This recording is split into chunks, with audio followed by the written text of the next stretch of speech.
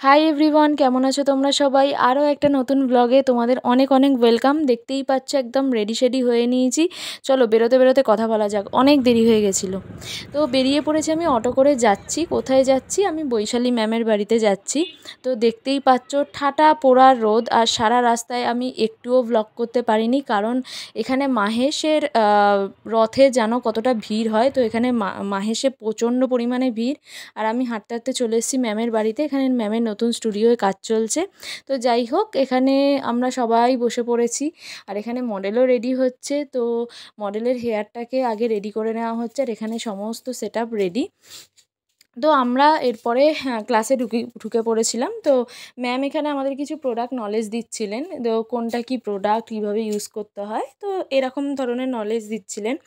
আর ম্যামকে দেখে তো আমি বলেছি যে ম্যাম জাস্ট আপনাকে ওয়াও লাগছে। আমি তো ক্লাসের সাথে সাথে মানে ম্যামকে শুধু দেখে যাচ্ছিলাম। ম্যামকে পুরো ফরেনারের মতো লাগছে, হেয়ার কালারটা করে স্পেশালি ভীষণ মিষ্টি লাগছে।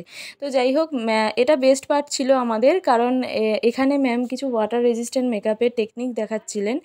যেখানে ওয়াটারপ্রুফ পাউডার টেস্ট করা হচ্ছিল, সেটাকে জলের সাথে ডাইলিউট করে দেখানো হচ্ছিল যে সেটা কিন্তু ডাইলিউট হচ্ছে না। তো এখানে দেখাবে ম্যাম, তোমরা দেখলেই বুঝতে পারবে। তো পাউডারটা পাউডারের মতনই অ্যাজ ইট ইজ আছে। তো এটাকেই বলে ওয়াটারপ্রুফ পাউডার। তো যাই হোক, আমরা এগুলো নলেজগুলো নিচ্ছিলাম, আর ভীষণ এনজয় করেছি ক্লাসটাতে।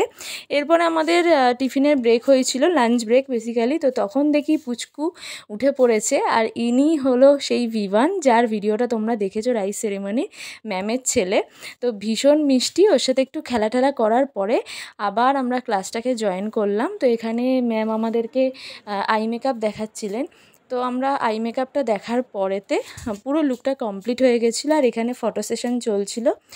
তো জানি না আমার ফোনটা তোমাদের এই লুকটাকে জাস্টিস করতে পারছে কি না। ওকে দেখে না, মানে মডেলকে দেখে সাজানোর পরেতে আমরা সবাই একটাই কথা বলেছিলাম যে ওকে পুরো বাহুবলী দেবসেনা লাগছিল, জাস্ট অসাম লাগছিল। এত সুন্দর ম্যামের হাতের কাজ যে সত্যি ভীষণ ভালো লাগে, আমার ভীষণ ভালো লাগে। তো আমরা এর মাঝখানে জিলিপিও খেয়েছিলাম, ভীষণ গল্প করেছি, আড্ডা দিয়েছি।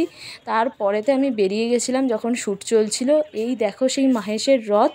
জগন্নাথ দেব তো মাসির বাড়ি বেড়াতে এসছেন, তো তাই জন্য রথটাও মাসির বাড়ির সামনেই রাখা, আর চারিদিকে মেলা বসেছে, একদম জমজমাট কাণ্ড।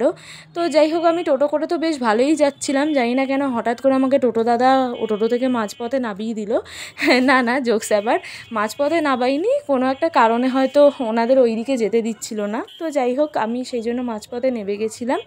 নেমে গিয়ে আমি টুকটাক কিছু কেনাকাটা করে নিয়েছি মেলা থেকে। তো জানোই মেয়েদের কেনাকাটা শেষ হয় না। তো এরপরে কেনাকাটা করে তাড়াতাড়ি করে আমি টোটো ধরে বাড়ি চলে এসেছিলাম।